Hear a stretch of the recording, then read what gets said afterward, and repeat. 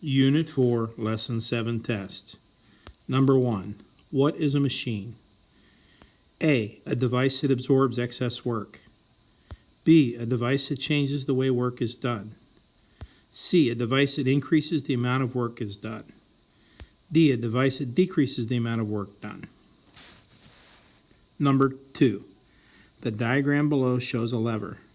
Which type of lever is shown in the diagram and which label points to the fulcrum?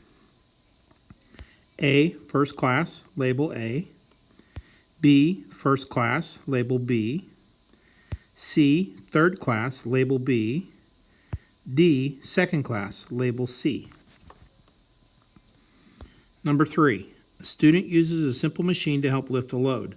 When 4 newtons of input force is applied to the machine, it is able to lift 160 newtons. What is the mechanical advantage of the machine? A, 3, B, 4, C, 40, D, 160. 4. A fixed pulley has a mechanical advantage of 1. Why are fixed pulleys useful machines? A, the output force is greater than the input force. B, they decrease overall work.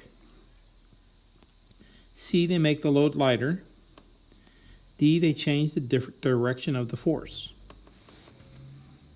Number 5. Which is the correct way to calculate the ideal mechanical advantage of a wheel and axle if the input force is applied to the wheel?